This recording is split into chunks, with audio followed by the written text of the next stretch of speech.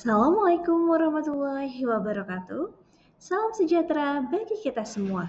Shalom, Om Swastiastu, Namo Buddhaya, Wededong Tian, Salam Kebajikan. Kembali lagi bersama saya Eka Restu Pangesti, calon guru penggerak Angkatan 10 Kota Depok dari Unit Kerja SMP Ar-Rahman Islamic School. Pada kesempatan kali ini, saya akan berbagi aksi nyata dari modul 1.4 tentang budaya positif. Aksi nyata ini berupa diseminasi budaya positif terhadap rekan guru dan kepala sekolah di SMP Rahman Islamic School, serta pembuatan keyakinan kelas dengan murid SMP Rahman Islamic School dan penerapan segitiga restitusi pada murid di SMP Rahman Islamic School.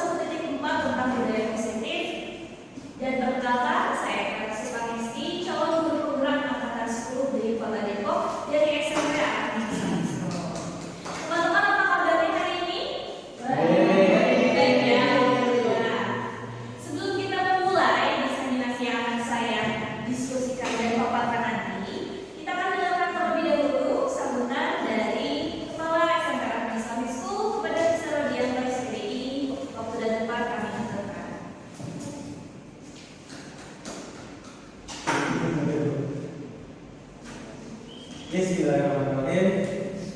Assalamualaikum warahmatullahi wabarakatuh. Waalaikumsalam warahmatullahi wabarakatuh. Alhamdulillahirrahmanirrahim. Wassalatu wassalamu ala asyrofil anbiya'i wal mursalin wa ala alihi wa sahbihi. Yang sama-sama kita banggakan salam bergerak di Eka Restu Pangesti dan di semester 5 yang mudah-mudahan sampai dengan berapa bulan? 6 bulan lagi masih diberikan kesehatan, masih diberikan semangat yang sama dari awal sampai dengan akhir, dan yang sama-sama kita banggakan juga guru-guru yang belum terkategori CDP maupun DP. Mudah-mudahan semangatnya dari DP dan CDP akan menularkan ke guru-guru. Meskipun semangat itu kan tidak harus sebetulnya, semangat itu kan tidak harus dulu tergabung di CDP. Artinya semangat yang kita harapkan itu semangat secara universal, tidak mesti harus gabung di CDP dulu baru semangat. Kapan lama belum tentu akan dibuka kembali di yang berapa 12, 13 dan sebagainya. Jadi kami sih berharap semangat itu yang ditularkan oleh GP maupun CDP itu semangat dalam hal transformasinya, bukan semangat dalam dalam hal administratif aja. Tapi yang terpenting itu sebetulnya transformasinya. Administrasi bagus tapi nggak bertransformasi buat apaan? Karena kan yang kita hadapi itu bukan produk mati, yang kita hadapi itu produk hidup manusia yang kita harapkan 10 sampai dengan 20 tahun kemudian mereka menjadi manusia yang berguna untuk orang-orang sekitar. Jadi itu saja mungkin, mudah-mudahan diseminasi modul 1.4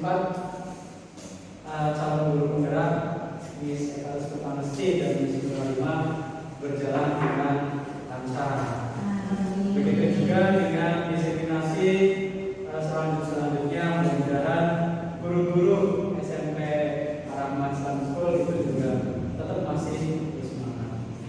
Terima kasih. Assalamualaikum warahmatullahi wabarakatuh.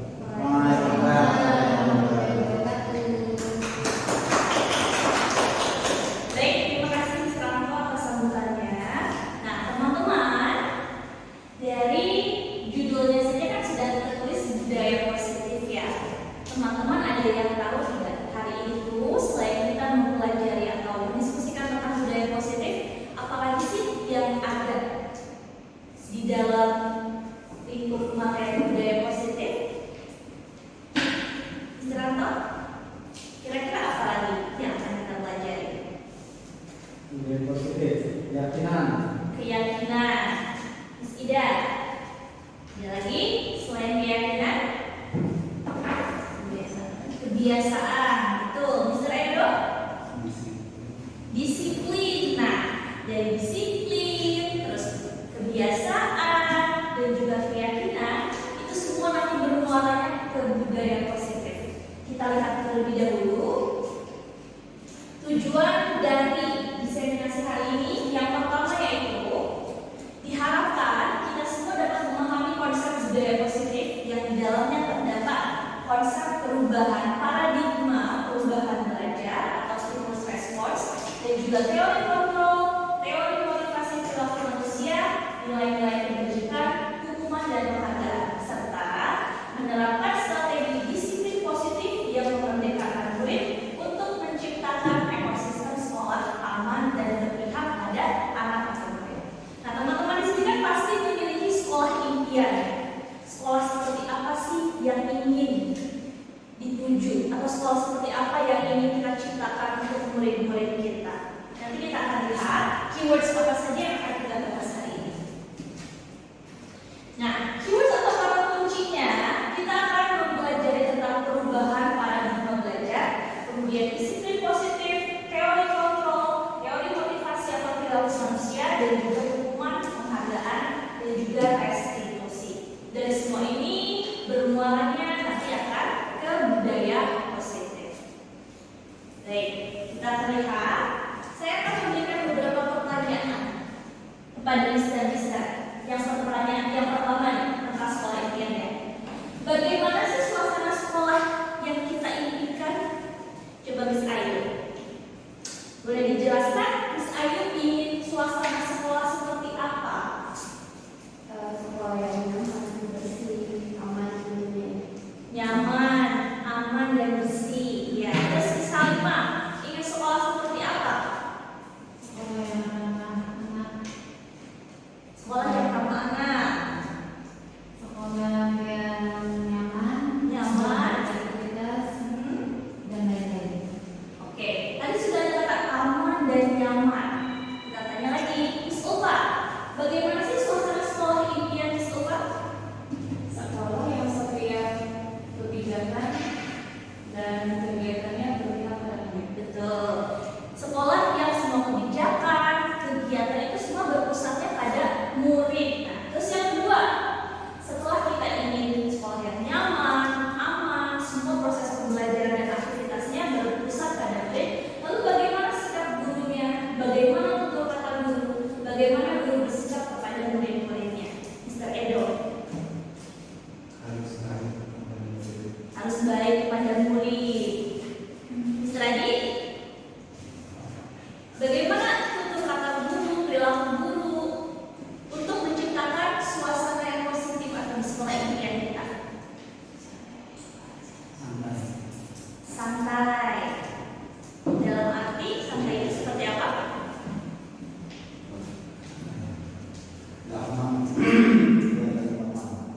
Tidak terlalu formal. Kalau menurut Mr. Irfan, bagaimana perilaku guru seharusnya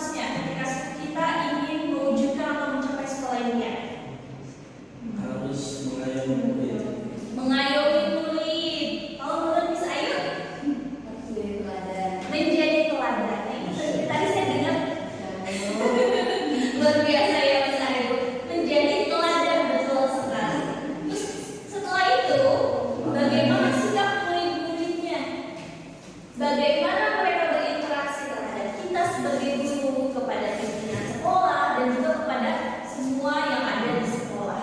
Mr. Anto. Sikap murid yang pastinya punya karakter sesuai dengan impian kita. Ya. Salam. Karakter salam di sekolah kita ada karakter salam ya. So, solid, akhlak mulia, leadership, alim, dan mahir. Nah, dari sekolah impian itu tadi yang sudah dijabarkan oleh teman-teman, kita ingin menciptakan budaya positif. Dan dengan cara apa? Nanti kita akan lihat. Masih ada beberapa pertanyaan yang ingin saya tanyakan. Apa yang dimaksud budaya positif? Mr. Adi, apa yang dimaksud budaya positif? Budaya positif itu adalah budaya yang baik. Apa? Budaya yang baik, betul. Kalau menurut Miss Ulfa, apa yang dimaksud dengan budaya positif?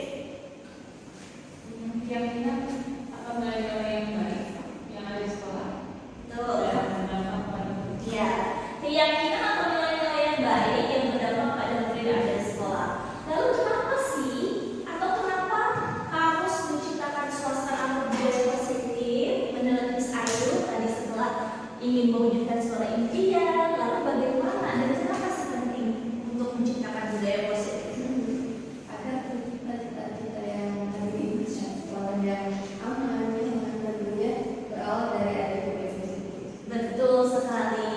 Dari yang disampaikan Miss Ayu, budaya positif ini diciptakan atau kita lakukan agar mewujudkan atau mencapai tadi sekolah impian kita ya. Dan yang terakhir, bagaimana nih menciptakan budaya positif di sekolah atau di lingkungan sekolah? Tadi kita sudah saya sudah bertanya kepada teman-teman, bagaimana ketatanan guru, perilaku guru terhadap siswa, terhadap rekan dan lain-lain. Nanti ada teman-teman dari Miss Ayu bahwa guru harus sebagai teladan. Ya, betul. Untuk menciptakan budaya positif, kembali lagi, yang pertama harus merubah diri adalah guru itu sendiri. Untuk menciptakan murid-murid atau mengembangkan budaya positif.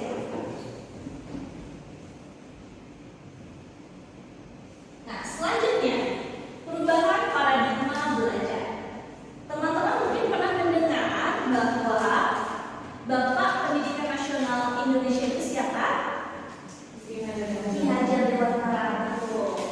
Nah, di perubahan paradigma belajar ini sangat berkaitan dengan filosofi pendidikan Ki Hajar Dewantara. Nah, tujuannya adalah apa? Yang pertama, untuk membangun budaya yang positif, sekolah perlu menyediakan lingkungan yang positif, yang aman, nyaman, menyenangkan, agar murid-murid mampu berpikir, bertindak, dan mencipta dalam merdeka, mandiri, dan bertanggung jawab. Kemudian, disiplin dapat dikaitkan dengan kontrol. Dalam hal ini, kontrol guru dalam menghadapi murid. Nah, yang nanti akan berkaitan dengan teori kontrol. Kita lihat di sini. Ini adalah bagian tentang disiplin positif. Semuanya berkaitan dari teori kontrol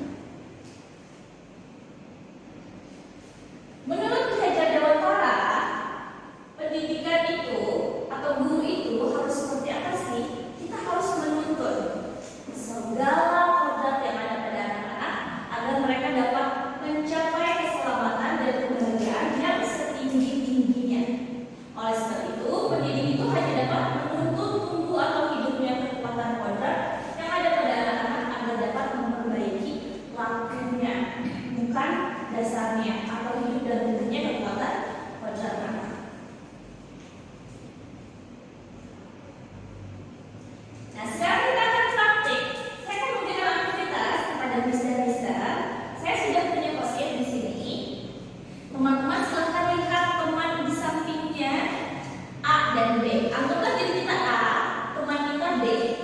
A, B, misalnya Mr. Eda dengan Salima, Miss Ayu dengan Miss Ida, Miss Irfan dengan Miss Ulfa, Mr. Adi dengan Mr. Anto. Saya akan berikan dulu post-itnya.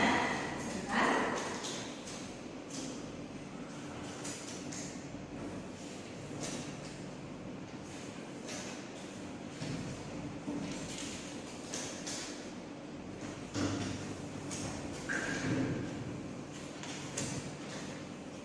Nah, teman-teman silakan tulis di kertas tadi sesuatu hal yang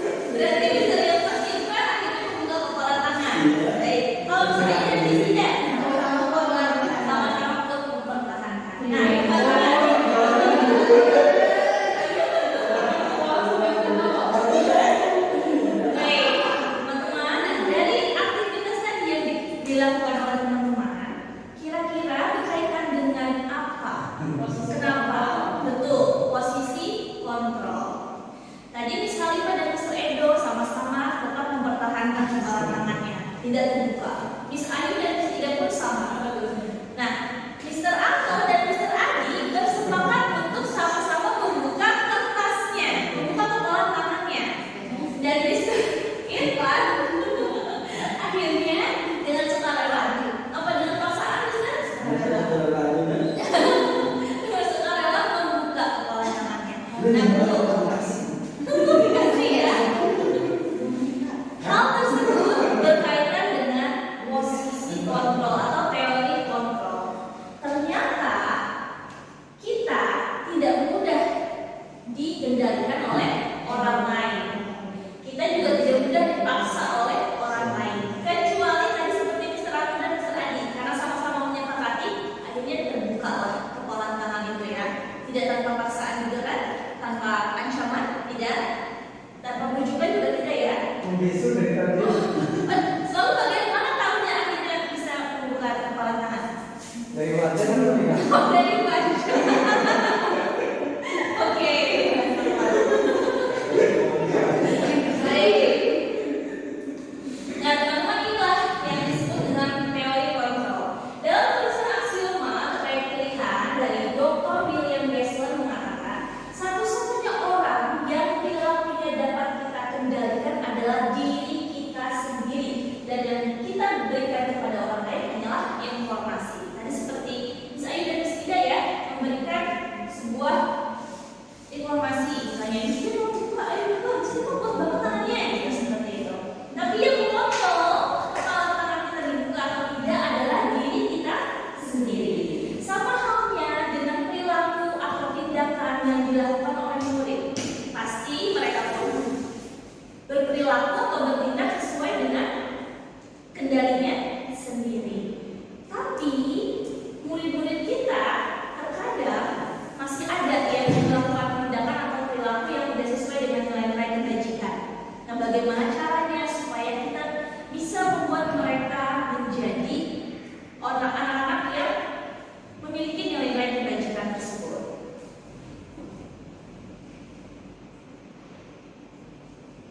Apa yang mempengaruhi perilaku manusia? Ada kebutuhan dasar manusia.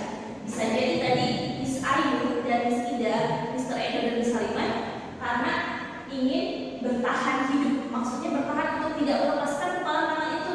Lalu bisa jadi juga ketika ada murid dia melakukan kesalahan atau tidak sengaja mereka ceroboh melakukan sesuatu hal, bisa jadi ada salah satu kebutuhan dari 5 ini yang mereka tidak dapatkan di rumah maupun di sekolah.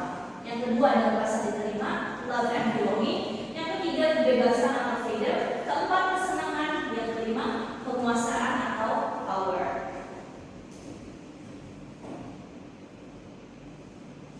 Nah, bagaimana sih seseorang itu bisa berubah dari paradigma stimulus respon kepada pendekatan teori?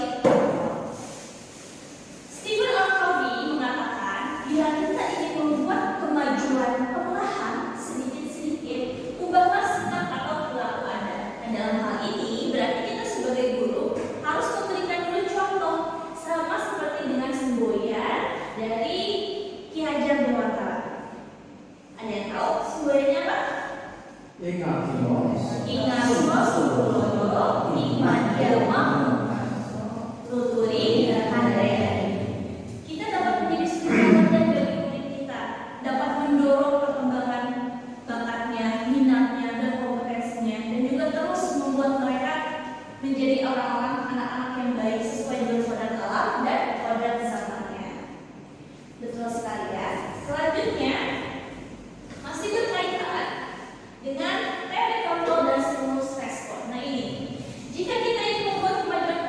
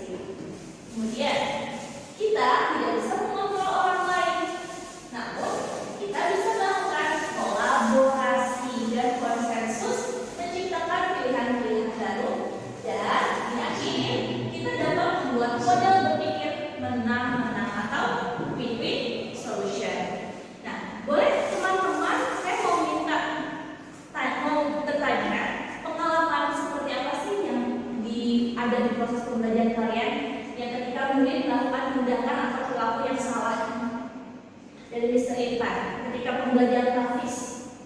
Contohnya, ada murid yang melakukan apa? Misalnya ketika Mr. Irfan sedang mengajar dan tidur gitu. Ada. Itu siapa? Oke, ada yang tidur. Nah, kira-kira kenapa si anak tersebut bisa sampai tertidur? Banyak faktor ya, terutama mungkin menurut dia pelajaran itu sungguh saja. Bisa jadi ya, beberapa faktor, salah satunya pelajaran tafis yang membosankan bagi si anak tersebut. Nah, kalau dari Mr. Adi, pernah menemui suatu peristiwa atau kejadian di dalam kelas ataupun di luar kelas? Di dalam kelas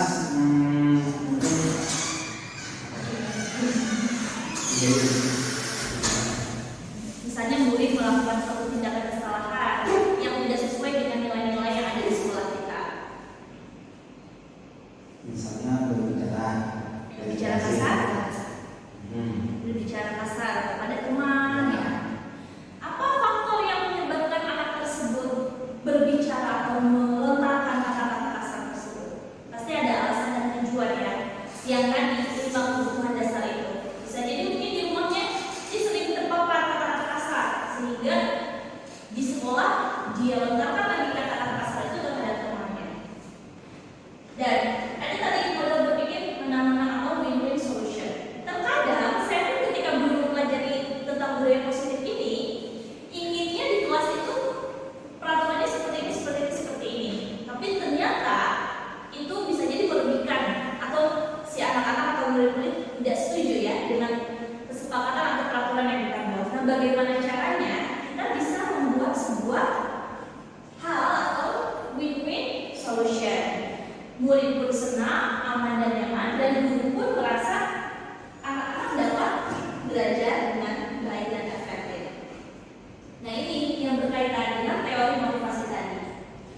Ada tiga teori motivasi yang pertama yaitu motivasi eksternal. Orang lain biasanya melakukan sesuatu hal karena untuk menghindari ketidaknyamanan dan hukuman. Bisa jadi di antara kita, saya pun mungkin pernah melakukan sesuatu hal yang membuat murid itu akhirnya mau melakukan, tapi karena takut untuk dihukum oleh gurunya. Boleh teman-teman share atau berbagi pengalaman di kelas seperti apa? Saya pernah memberikan hukuman kepada anak-anak muridnya. Pernah, seperti apa? Oke, mengerjakan soal depan Karena dia melakukan apa sebelumnya? tidak memperhatikan. Mau tidak memperhatikan, kemudian saya minta si anak mengerjakan soal di depan. Bisa tidak mereka mengerjakan? Tidak. Kalau Mr. Edi boleh share pengalamannya? waktu itu ketika anak-anaknya lagi pada beberapa dosen padahal sedang mengerjakan tugas sama saya langsung Dan mereka bisa melakukan itu? bisa tapi dituntun Dituntut, baik. Nah, kemudian yang kedua, kalau yang ini kan tadi karena mungkin mereka takut ya dihukum oleh Mr. Endo, orang Mr. Endo akhirnya mereka malah tidak mau maju. Yang kedua adalah seseorang atau manusia itu melakukan sesuatu hanya untuk mendapatkan imbalan atau penghargaan dari orang lain. Contohnya, ada murid yang bisa jadi dia melakukan sesuatu hal yang diminta oleh gurunya karena ingin dipuji oleh teman-temannya. Misalnya, Mr. Irfan di dalam pembelajarannya, Mr. Irfan meminta salah satu dari muridnya untuk membacakan ayat suci Al-Quran. Kemudian Mr. Irfan memberikan penghargaan. Nah, bisa jadi si anak tersebut akhirnya senang karena ingin dipuji oleh teman-temannya. Ternyata motivasi eksternal ini kurang efektif. Dan yang terbaik adalah ketika murid kita dan diri kita memiliki motivasi internal, yaitu melakukan segala tindakan atau perilaku untuk menghargai diri sendiri dengan nilai-nilai yang dipercaya. Kita sering melihat beberapa siswa atau murid kita masih datang melebihi jam atau dari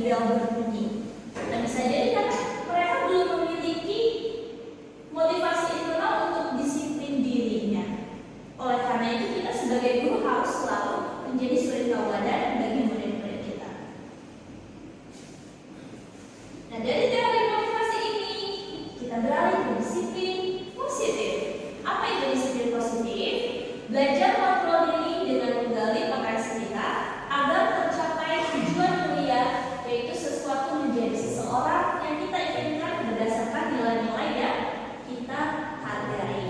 Sudahkah Miss dan Mister menerapkan disiplin positif di kelasnya? Miss Ida? Insya Allah sudah. Boleh share nggak teman-teman Miss Ulfa, disiplin positif seperti apa yang pernah Miss terapkan di kelas? Ketika siswa itu melakukan kesalahan, saya mencoba untuk memberikan dia konsekuensi sesuai dengan kesalahannya. Iya. Sehingga dia bisa tahu bahwa kesalahan itu bisa ditebus dan bisa dinilai positif untuk dia ke depannya. Betul. Miss Ulfa memberikan konsekuensi kepada murid yang melakukan kesalahan dan bisa akhirnya membuat murid tersebut mengakui dan juga akhirnya menyadari bahwa kesalahan tersebut bisa ditebus ya, atau ada solusi dari si kesalahan tersebut. Nah, disiplin positif inilah yang harus kita kembangkan di sekolah kita melalui budaya positif tadi. Kemudian tujuannya apa? Yaitu untuk menanamkan kepada murid agar menghargai diri mereka sendiri dengan nilai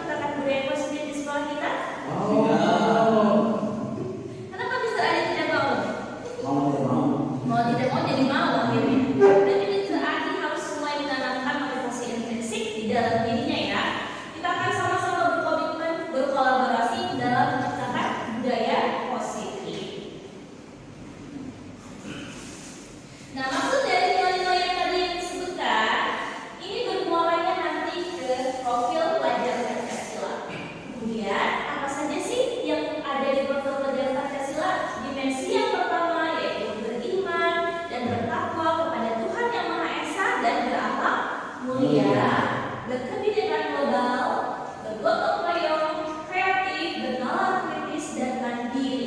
Nah, inilah yang diharapkan profil pelajar Pancasila. Profil pelajar Pancasila ini bisa kita kaitkan dulu dengan karakter Salam dan juga karakter atau nilai-nilai kebajikan lainnya di dalam proses pendidikan kurikuler, ekstrakurikuler maupun kokurikuler yang ada di sekolah kita. Dan nantinya nilai-nilai kebijakan inilah yang dapat dicapai melalui pembuatan keyakinan kelas. Keyakinan kelas ini bisa kita buat di dalam kelas kita dengan murid, tapi dengan catatan win-win solution. Murid merasa senang, aman dan nyaman juga, begitu pun guru. Jadi tidak ada yang merasa dirugikan ataupun hanya saling diuntungkan.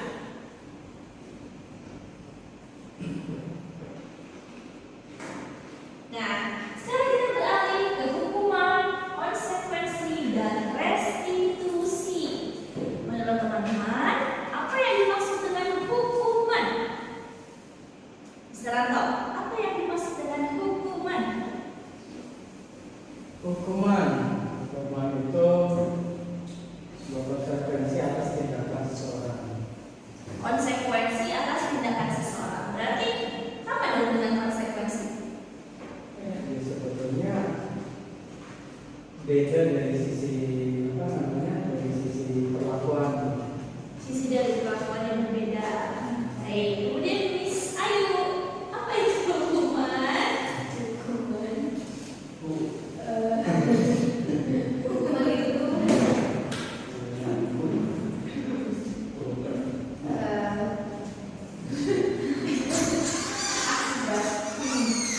akibat dari menimbulkan karena sesuatu yang tidak sesuai dengan norma atau Tentu saja seperti itu ya. Oke.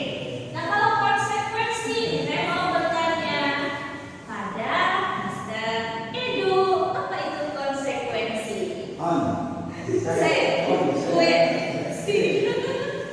Mungkin konsekuensi itu adalah akibat dari ketika si siswa itu tidak melakukan sesuatu atau melakukan sesuatu akibatnya itu konsekuensi.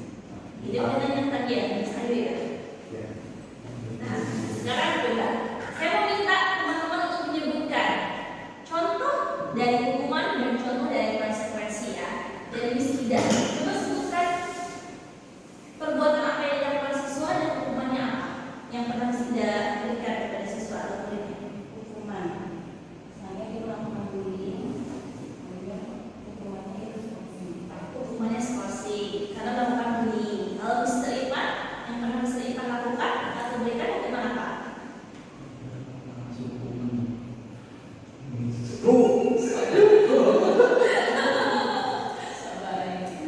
Hukuman Atau konsekuensi boleh?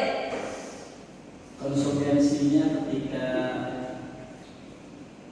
saya berhasil tugas, kemudian dia lupa untuk di pembelajaran, maka konsekuensinya dia akan membuat hafalan itu bertumpuk di kemudian harinya. Itu konsekuensi yang dia terima. Oke, karena dia tidak menyetorkan pada saat hari itu, akhirnya di hari kemudian akan semakin banyak ya hafalan surat yang disetorkan. Menurut Mr. Anto, contoh dari konsekuensi yang mungkin pernah Mr. Anto dulu berikan ketika masih menjadi guru. Banyak banget ya. Kesalahan ya. Kesalahan. Salah satu saja. Hampir semua kejadian di sekolah ya. Ada konsekuensinya ya. Baik, ini saya akan berikan contoh sederhana. Ketika murid terlambat datang ke sekolah ya, sebagai guru piket nih, Mr. Adi. Ketika ada murid terlambat datang ke sekolah, konsekuensinya apa yang mereka dapatkan? Konsekuensinya pulangnya ditahan. Iya, kan dia Misalnya dia terlambat 10 menit, berarti kepulangan pun lebih lambat dari 10 menit kemudian ya. Iya. Betul. Oke. Jadi konsekuensi itu adalah akibat dari perbuatan yang mereka lakukan, tapi juga dengan membuat si anak itu sadar. Akhirnya mereka belajar dari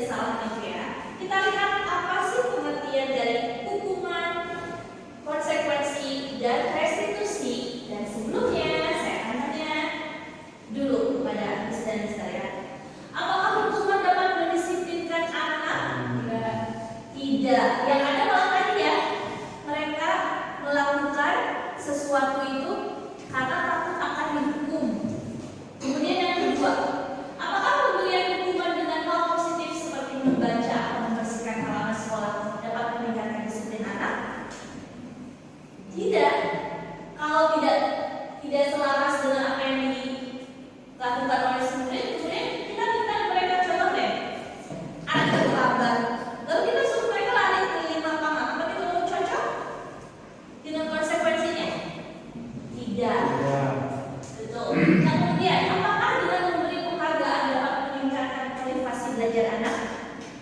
Terkadang Bisa ya, bisa tidak. Bisa iya, bisa tidak. Tergantung motivasi si anak tersebut ya. Apakah memang dia ingin mendapat penghargaan karena belajar atau tidak? Ini perbedaannya. Hukuman, konsekuensi, dan restitusi. Nanti saya akan jelaskan restitusi itu apa. Bisa dilihat perbedaannya.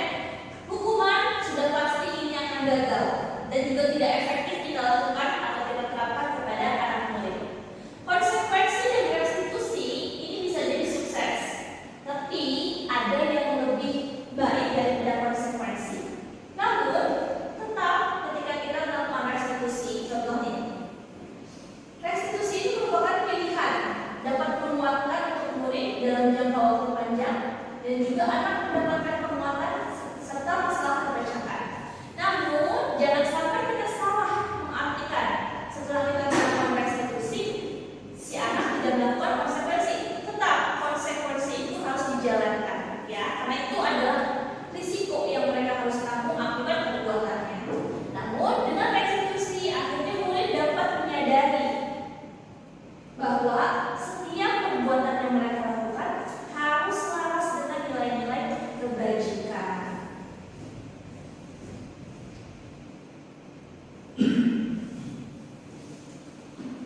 Ini hukuman, konsekuensi, dan juga kita kembali ke penghargaan. Apa itu penghargaan? Menurut Alphicon dalam Punish by Rewards, dia mengemukakan bahwa baik penghargaan maupun hukuman adalah cara-cara mengontrol perilaku seseorang yang menghancurkan potensi untuk pembelajaran yang sesungguhnya. Kenapa seperti itu? Kita lihat selanjutnya. Nah, Alphicon juga menyebutkan bahwa saat bisa berulang kali menjanjikan hadiah kepada anak-anak agar berperilaku bertanggung jawab atau kepada seorang murid agar mempelajari sesuatu yang baru, kita sedang berasumsi mereka tidak dapat melakukannya. Iya atau tidak? Contoh misalnya, meski dia meminta muridnya untuk melakukan sesuatu hal, tolong itu dibuang sampahnya. Miss Ayu lalu misalnya meminta anak-anak untuk merapikan kelas setelah pembelajaran. Menurut Miss Ayu, ketika kita meminta anak seperti itu, apakah kita sedang berasumsi mereka tidak dapat melakukannya? Tapi kita sedang menuntun, berarti kan? Kita sedang menuntun anak-anak untuk mulai terbiasa melakukan disiplin positif karena pilihan mereka sendiri yang tadi motivasi internal atau intrinsik. Nah, kenapa sih dihukum oleh penghargaan? Ini ada 8. Yang pertama, penghargaan itu bisa pengaruh jangka pendek dan juga jangka panjang. Dan penghargaan itu tidak efektif yang tadi. Bisa jadi ketika kita terus memberikan penghargaan, akhirnya si anak tersebut merasa, paling gurunya juga pasti akan terus memberikan penghargaan. Ya sudah, kita tidak usah terlalu high effort gitu dalam melakukan sesuatu. Kemudian penghargaan merusak hubungan. Contoh, ketika ada guru yang memberikan penghargaan di depan siswa-siswa lainnya, bisa jadi ada yang iri kan, tanpa kita sadari. Nah, ini yang akan membuat merusak hubungan. Akhirnya anak-anak atau murid yang tidak pernah merasa diberi penghargaan, mereka akan tidak lagi berusaha, mereka akan give up. Kemudian penghargaan mengurangi ketepatan. Penghargaan bisa saja kita berikan terhadap anak atau murid yang sebenarnya tidak perlu kita berikan penghargaan. Lalu penghargaan menurunkan kualitas. Nah, tadi contohnya, kita minta murid untuk membuat sebuah karya ilmiah, katakan. Siapa yang dapat membuat karya ilmiah terbaik akan mendapatkan hadiah bla bla bla bla. Itu akan membuat si murid itu merasa kita tidak perlu terlalu bersusah payah. Kita tidak perlu menemukan ide-ide yang terlalu bagus. Toh kita juga pasti akan kalah dengan yang lain.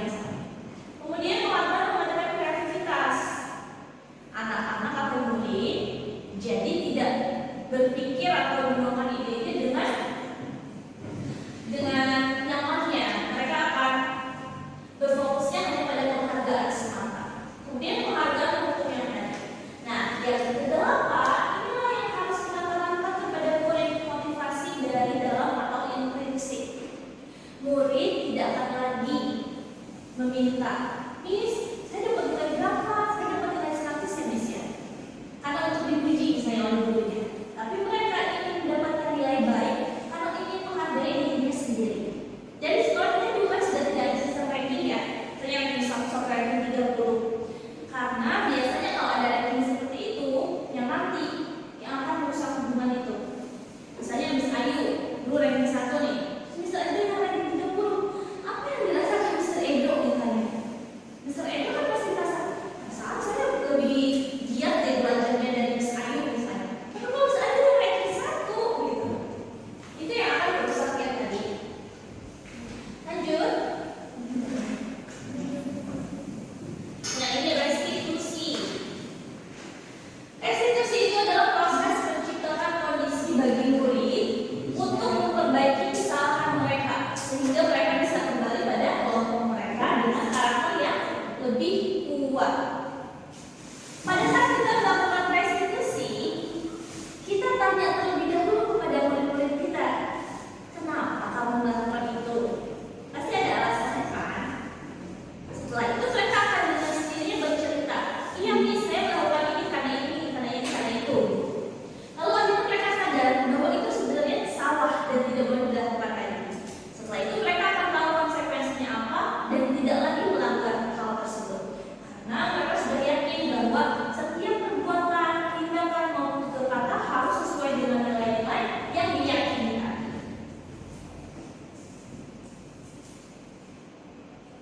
Nah, restitusi ini untuk menanamkan disiplin positif pada murid. Restitusi memberikan pilihan-pilihan alternatif yang bisa dipilih pelanggar agar dapat menyelesaikan masalah. Tujuan dari restitusi adalah mengembalikan situasi atau keadaan yang sebelumnya terjadinya pelanggaran atau memberikan kompensasi kepada pihak yang dirugikan. Seperti itu. Efek positif dari restitusi. Restitusi ini bukan untuk menebus kesalahan, namun untuk belajar dari kesalahan. Akhirnya, setelah murid menyadari itu salah, mereka belajar tidak lagi melakukan hal itu. Dan juga restitusi memperbaiki hubungan. Dan juga adalah tawaran dan bukan paksaan. Jadi murid sendiri yang akhirnya menyadari dan bertanggung jawab terhadap semua yang dilakukannya. Tidak tanpa paksaan kita. Contoh misalnya, ada murid Miss Ayu di kelas, dia menumpahkan minuman dan dia tidak membersihkan minuman yang tumpah itu. Lalu Miss Ayu meminta kepada si anak tersebut, menanyakan kenapa kamu tidak melakukan atau mengelap lantainya. Akhirnya si anak tersebut sadar bahwa hal tersebut salah. Akhirnya mereka menyadari dan bertanggung jawab. Kemudian, restitusi adalah cara yang paling baik dan fokus pada solusi. Ketika ada murid-murid yang melakukan kesalahan, kita jangan menjudge dulu bahwa anak ini nakal, anak ini selalu melakukan kesalahan.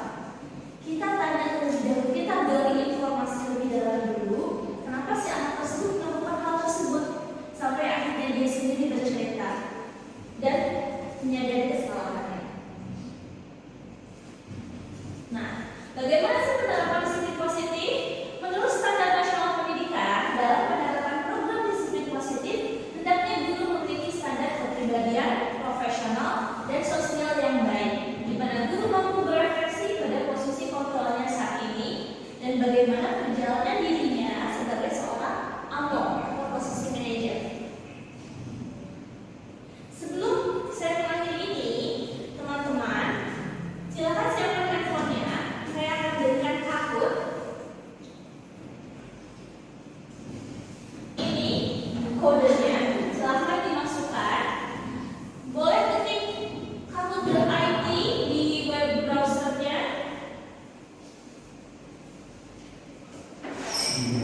Kalau diberikan nama panggilan sendiri boleh.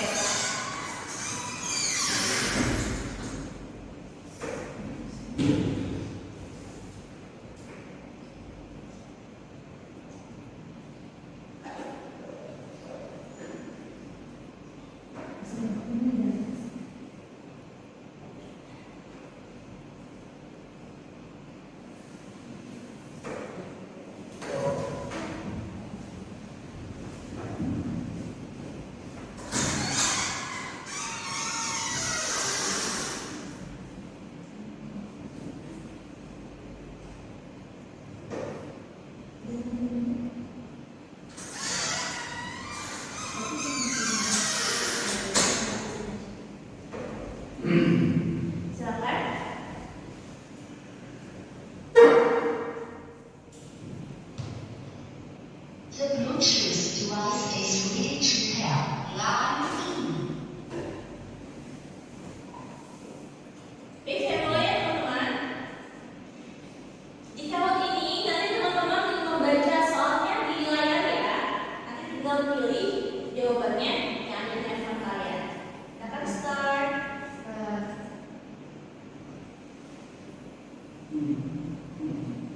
Hukuman atau konsekuensi? Lihat pertanyaannya di depan.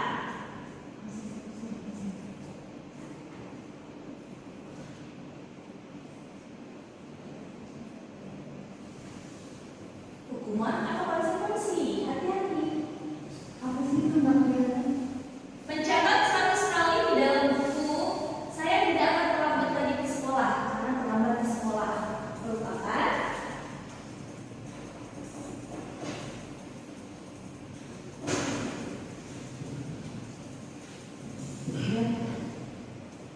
sudah ya. Nah itu jawabannya hukuman. Next, execution.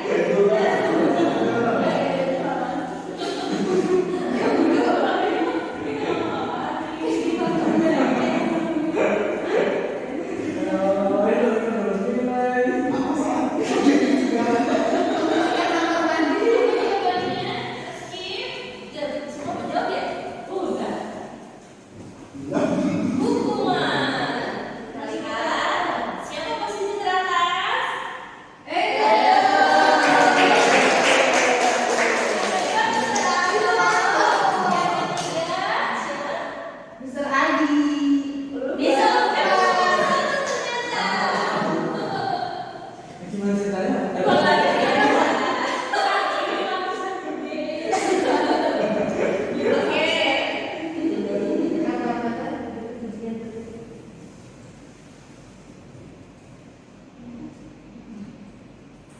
Baik teman-teman, tadi kita sudah beraktivitas menggunakan kartu. Teman-teman sudah paham hubungan dan konsekuensi itu seperti apa ya, dan bagaimana nantinya kita menerapkan disiplin positif di proses pembelajaran dan juga kegiatan-kegiatan sekolah. Nah, saya dapat simpulkan menciptakan budaya positif itu adalah tantangan tentunya bagi kita, tapi tidaklah sulit jika kita berkolaborasi seluruhnya untuk menciptakan budaya positif ini dengan menemukan nilai-nilai kebajikan pada diri murid agar mereka mengetahui lebih dalam tentang apa yang tidak boleh, apa yang boleh dilakukan sesuai dengan nilai budaya dan lingkungan dengan membuat keyakinan kelas serta menerapkan segitiga restitusi.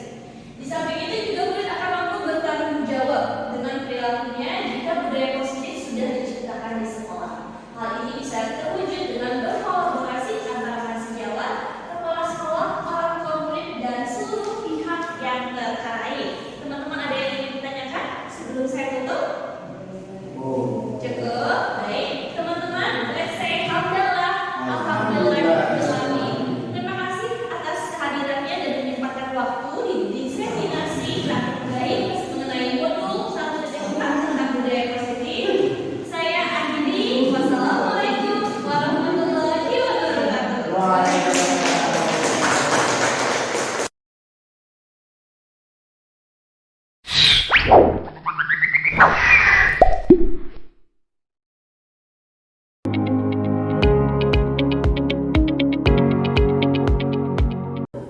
Let's say basmalah. Bismillahirrahmanirrahim. Wassalamualaikum warahmatullahi wabarakatuh.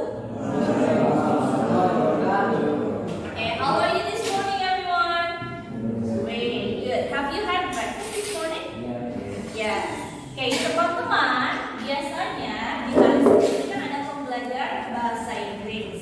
Nah, di pembelajaran bahasa Inggris, agar kelas kita nyaman, teratur, dan tertib, harus ada yang disebut, mungkin kalian pernah mendengar kata kesepakatan.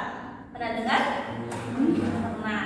Nah, kesepakatan itu bisa tercipta dari kata disiplin. Tahu kan arti kata disiplin? Iya. Kenapa sih kita harus disiplin? Kenapa kita tidak boleh seperti ini, tidak boleh seperti itu? Pasti ada alasannya, tidak? Iya, ada alasan. Contoh, sebelum kita akan buat kesepakatan kelas atau keyakinan kelas, misalkan kasih ilustrasi. Contoh di kelas ini ya. Misalnya, Milo membuang sampah tidak pada tempatnya. Apa yang akan terjadi di kelas ini kalau Milo membuang sampah di kelas? Kotor, betul. Apalagi sehat? Tidak nyaman. Apalagi Farah? Bau, betul. Contoh yang lain, jika di dalam kelas ketika guru sedang berbicara atau menjelaskan, semua asik ngobrol. Apa yang harus dilakukan sebenarnya oleh muridnya Azhar? Mendengarkan. Nilai apa yang kita ambil dari mendengarkan itu? Kata lainnya dari kata apa?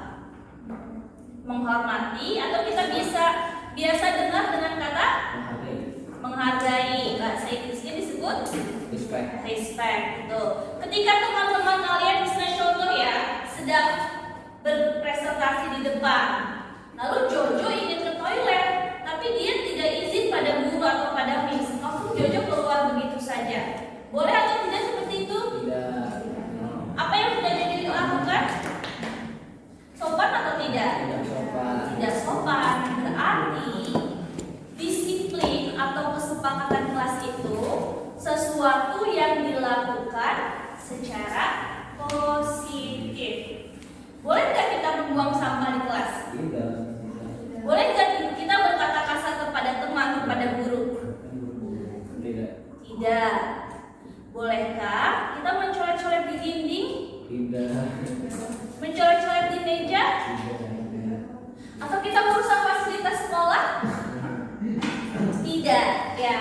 Nah, supaya tercipta kelas yang nyaman, sekolah yang nyaman, berarti kita semua harus kompak.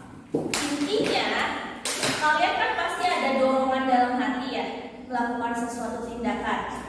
Misalnya contoh, Yuki bermain basket, pasti ada dalam hati dorongannya kan? Saya mau bermain basket, gitu kata Yuki.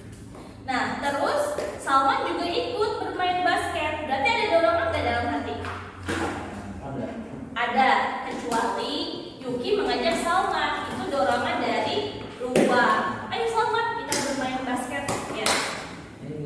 Saat kalian ingin membuang sampah di mana saja, berarti di dalam diri kalian belum terbentuk sifat disiplin. Disiplin itu kan ada macamnya ya, ada disiplin waktu, ada disiplin dalam kebersihan, dalam organisasi barang-barang, apalagi ini loh. Disiplin dalam hal kalau di dalam kelas, misalnya guru memberikan kalian assignment yang sudah ada deadline-nya, berarti kalian harus mengumpulkan sebelumnya atau tepat waktu, lebih baik sebelumnya ataupun tepat waktu. Oke, teman-teman, keyakinan kelas yang akan kita buat ini adalah keyakinan yang kalian buat sendiri. Artinya, yang muncul dari dorongan atau motivasi kalian sendiri. Contohnya yang tadi ya, ketika membuang sampah harus di tempatnya. Keyakinan kelas berupa kalimat positif. Contoh dari kata bersih. Coba Farha, buat kalimat dari kata bersih yang keywordnya bersih. Misalnya ya Kak, kasih contoh ya. Keywordnya dari kata bersih, menjaga kelas tetap bersih. Itu keyakinan kelas. Contoh lainnya nanti akan kalian tulis. Bisa akan berikan kalian post-it. Kalian hanya cukup menuliskan satu keyakinan yang ingin kalian ciptakan di kelas ini. Boleh berbahasa Indonesia, boleh berbahasa Inggris. Tidak ada paksaan, tidak akan memaksa saya harus menulis A atau Anda menulis B. Semua datang dari keinginan kalian sendiri. Paham ya? Silakan kalian sediakan pulpen, bisa berikan post-it-nya.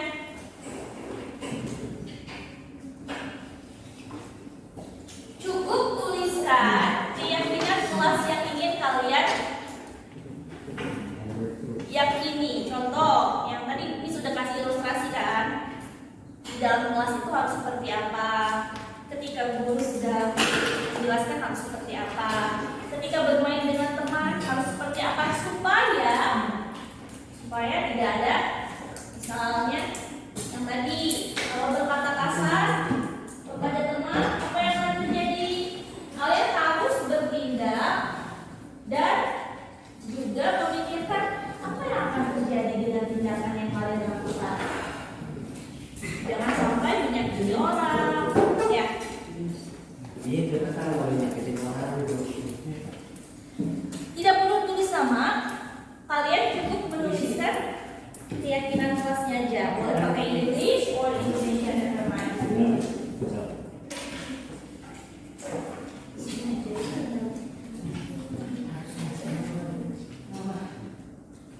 Anak belum?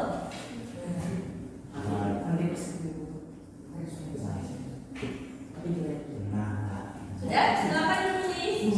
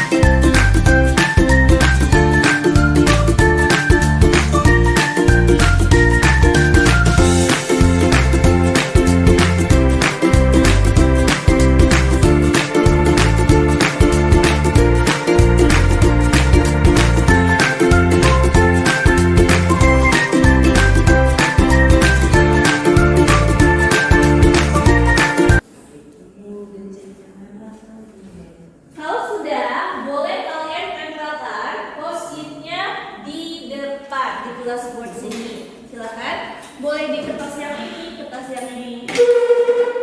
Nanti kita akan baca apa saja yang sudah kalian buat. Silakan dikerjakan dengan juga boleh. Next.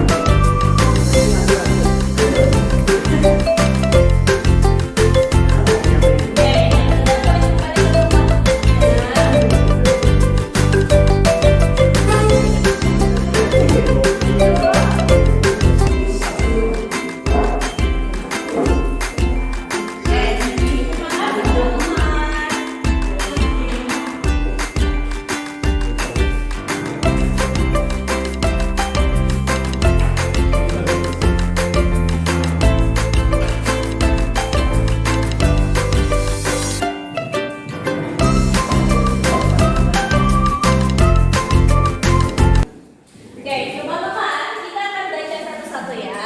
Yang pertama, karena tidak ada nama, jadi sudah tahu ya, biarkan siapa saja.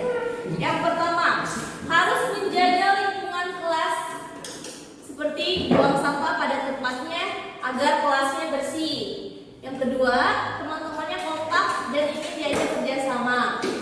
Terus yang kedua, membuang sampah pada tempatnya dan menjaga kebersihan. Sudah ada 2 orang. Lanjut, respect teachers and one another, don't disturb others, clean environment, don't be loud. Sama-sama ada yang kebersihan. Lanjut, jika membuat suatu tempat di kelas berantakan, wajib beresin sendiri, bukan nyuruh yang piket. Next, aku ingin kelas yang isi teman-temannya bisa respect terhadap guru yang sedang menjelaskan dan teman yang sedang presentasi. Berarti dia respect ya keywordnya. Next, menjaga kelas agar tetap bersih. Bersih lagi lucu. Menjaga kelas agar tetap tenang. Menjaga teman kelas agar tidak menjadi fans Manchester United. Kelas jadi bersih, tidak berkata kasar kepada guru. Kelas tidak merokok. Cuma ada yang merokok ya? Harus membuang sampah di tempat sampah di luar. Jangan merusak fasilitas. Kedua, jaga kebersihan, jangan membuli. What I want to do this class is to make it clean, cool, and peaceful. Lebih dingin dan sejuk dan apa ini? AC dan menambah teman baru. Menjaga kebersihan. Oke, teman-teman. Berarti kesepakatan kelasnya nanti akan Miss buatkan dalam bentuk yang rapinya lagi. Ada beberapa yang menuliskan tentang kebersihan. Setuju kalau kalian harus menjaga kebersihan kelas? Sepakat? Sepakat. Kenapa? Nah, kalian harus tahu dulu alasannya.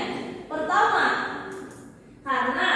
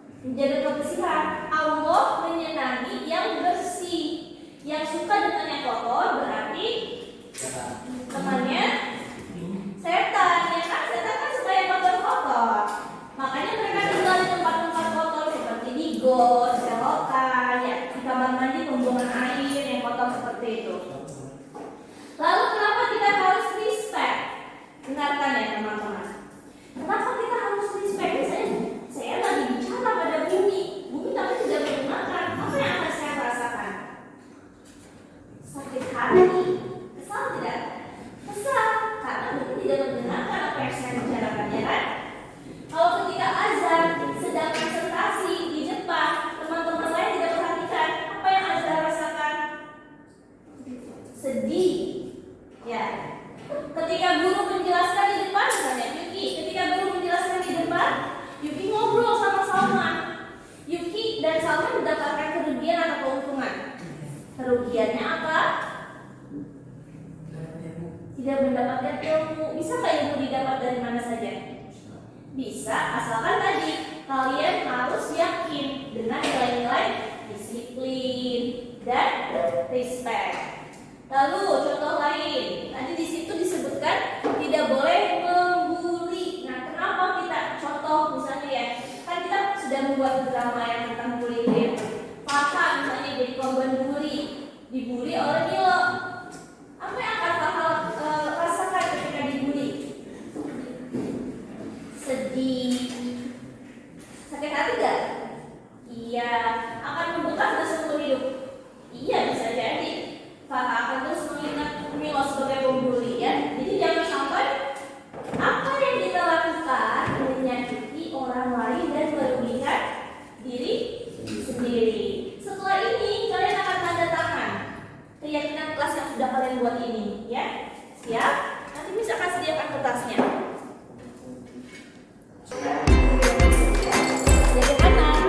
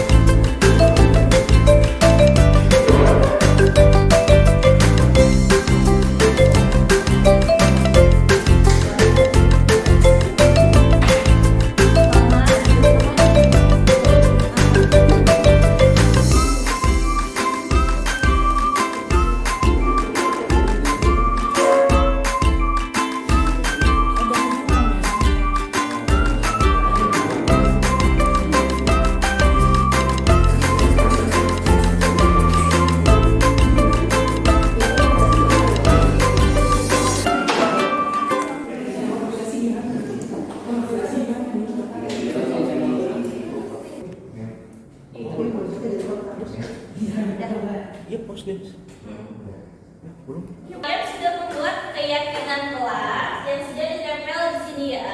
Yang pertama berarti harus menjaga kebersihan kelas. Yang kedua tadi ada kata respect, saling menghargai satu sama lain, bukan hanya pada guru tapi pada teman, pada kakak kelas, pada adik kelas.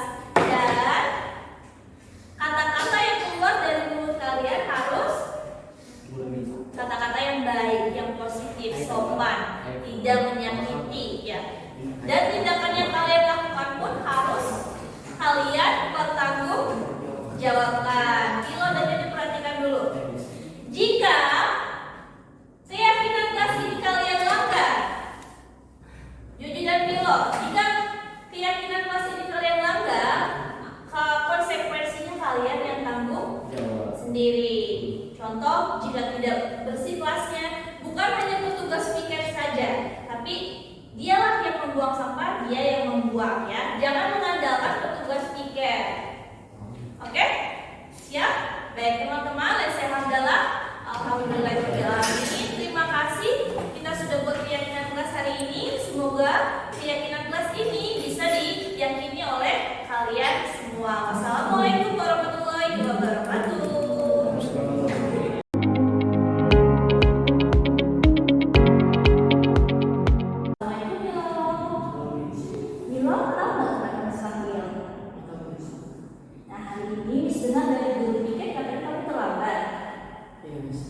Jam berapa kamu datang tadi? Jam 7.30 Miss. Jam 7.30. Sedangkan bel kita masuk jam 7.20 Miss. 7.20. Kalau boleh tahu kenapa sampai kau bisa kesiangan? Aku tadi udah telat Miss, kesiangan. Bangun terlambat jam berapa? Jam 7 Miss. Jam 7. Berarti kamu nggak sholat subuh? Iya Miss. Terus ketika kamu datang tadi pagi sholat subuh tidak? Enggak Miss. Enggak juga. Astagfirullahaladzim. Milo, kamu kan sudah balik ya? Seharusnya kalau sudah balik itu harus sholat subuh. Gak hanya sholat subuh, harus sholat lima waktu. Ya Milo ya. Di rumah ada orang tua yang membangunkan? Ada Miss. Ada. Tapi bisa sampai terlambat seperti itu, apa sih yang terjadi semalam? Tadi malam aku tidurnya baru jam 1:30 Miss karena aku main game. 1:30. Karena kamu main games. Orang tua kamu sebenarnya sudah menginfokan tidak boleh main game atau seperti apa? Atau dibolehkan saja? Boleh, cuman sebenarnya aku udah disuruh tidur Miss jam 11, cuman aku tetap main game. Oh, itu yang menyebabkan kamu terlambat ya? Oke, Milo, menurut kamu, apakah kamu sudah melanggar peraturan sekolah? Iya, terus keyakinan sekolah apa yang sudah kamu langgar? Disiplin waktu Miss. Disiplin waktu. Kamu tahu itu salah? Kamu tahu itu salah kan? Nah, memang semua orang pasti ada khilafnya. Kamu tadi bilang sudah sholat subuh, terus juga kamu datang terlambat, dikarenakan kamu tidurnya larut. Ya Miss. Tapi menurut kamu setiap orang bisa nggak berubah? Bisa Miss. Kamu bisa berubah? Bisa. Nah, berarti apa yang harus dilakukan oleh kamu ke depannya supaya Milo tidak lagi terlambat datangnya? Mengatur waktu dan mengatur jam tidur Miss. Seperti apa? Pulang sekolah aku mandi, terus sholat, habis itu baru ngerjain tugas dulu, ngerjain PR, dan kalau mau main game atau main HP 1 sampai 2 jam aja Miss, baru nanti sholat terus tidur Miss. Oke, kamu sudah tahu ya apa yang harus kamu lakukan ke depannya. Milo yakin bisa melakukan itu? Yakin Miss? Yakin. Karena kalau kamu datang terlambat, berarti siapa yang dirugikan? Aku Miss. Jadi kamu sendiri kan? Apakah kamu ingin jadi orang disiplin? Mau Miss. Mau kan? Nah, kamu sudah yakin bahwa kamu bisa mengatur waktu, bisa jadi orang yang disiplin ke depannya. Semoga Milo tidak terlambat lagi datangnya. Oke? Milo? Oke, terima kasih Milo. Assalamualaikum, balik ke kelas ya. Assalamualaikum Fabio. Fabio sehat? Sehat ya. Fabio tahu nggak kenapa Miss panggil? Karena lulus sekolah sama. Nah, itu Miss dengar tuh ketika hari Rabu kemarin katanya Salman baru ditusuk oleh Fabio. Boleh nggak diceritain kronologi seperti apa? Jadi awalnya di kelas kita itu lagi main lempar-lemparan bola dipantul-pantulin lewat tembok. Nah di situ jadi kita passing dan bolanya itu emang udah dari lama tuh emang udah ada benjolan dikit. Nah jadi pas kita lempar pantul-pantul ke tembok, mungkin yang pas aku tuh pas banget kayaknya kena bagian itu, jadi itu pas tiba-tiba jadi kempes gitu bolanya. Mungkin karena kena bagian yang benjol itu terus bolanya nggak kuat gitu. Habis itu akhirnya bolanya kempes, terus akhirnya dikasih tahu selamat, terus selamatnya baik. Nah, ketika hari Rabu itu bermainnya di kelas. Iya. Saat tidak ada guru. Nggak ada, soalnya jam kos juga. Oke. Boleh nggak sih main bola basket di dalam kelas sebenarnya? Kayaknya enggak. Tidak ya. Kamu tahu kan itu tidak ya? Tidak boleh. Berarti kamu tahu itu salah, Fabio? Iya. Iya. Apa yang sudah kamu lakukan terhadap Salma setelah itu? Minta maaf, tapi dia juga masih sedih gitu. Oke, tentu Salma sedih ya, karena itu kan bola Salma. Tidak, Salma itu bermain. Enggak. Salma tidak ikut bermain. Nah, hari Rabu itu ketika melihat bola Salma itu seperti sayatan pisau, itu kenapa ya? Ya soalnya itu bagian benjolnya. Itu mungkin dulunya juga udah pernah gitu, kayaknya Miss udah pernah gitu, terus skinnya dijahit, soalnya itu ada kayak bekas jahitannya kayaknya Miss. Oh, jadi ketika si benjolan itu mantul ke tembok mungkin terbuka. Kayaknya sih. Seperti itu. Oke. Kamu tahu hal itu salah kan, Fabio? Iya. Awalnya itu tidak sengaja kan? Nggak sengaja lagi Tidak ya main. sengaja, ya. Tapi karena dimainkan di dalam kelas dan kebenaran mungkin pas kamu yang memainkan itu, akhirnya sama kesal, sedih ya. Iya. Terus apa yang harus kamu lakukan supaya mempertanggungjawabkan yang kamu sudah lakukan? Mungkin diganti bola baru. Diganti bolanya. Diganti bolanya sama. Iya. Sudah sepakat dengan sama meminta itu. Ya dia mintanya ya buat diganti, terus kata dia. Oh, berarti sama juga sudah sepakat bahwa memang meminta diganti ya, diganti. Karena itu memang kesalahan kamu kan? Kamu sudah mengakui itu kesalahan kamu. Nah, berarti nilai apa yang sudah kamu langgar atau keyakinan kelas apa yang sudah kamu langgar, Fabio? Tidak bertanggung jawab. Tidak bertanggung jawab, apalagi kamu melakukannya di dalam kelas. Kita kan sudah buat keyakinan kelas kan, bahwa di dalam kelas itu satu sama lain harus menjaga fasilitas sekolah juga, ya. Tapi kamu tadi sudah bilang mau mengganti bolanya sama dan juga sudah meminta maaf pada sama, ya. Berarti kamu yakin ke depannya akan melakukan hal itu lagi atau tidak? Insya Allah. Insya Allah tidak. Nah, ketika itu terjadi lagi, apa konsekuensi yang harus kamu lakukan? Mengganti bolanya lagi. Mengganti bolanya lagi, apakah itu solusi yang tepat? Menurut kamu? Masih mecahin bola lagi.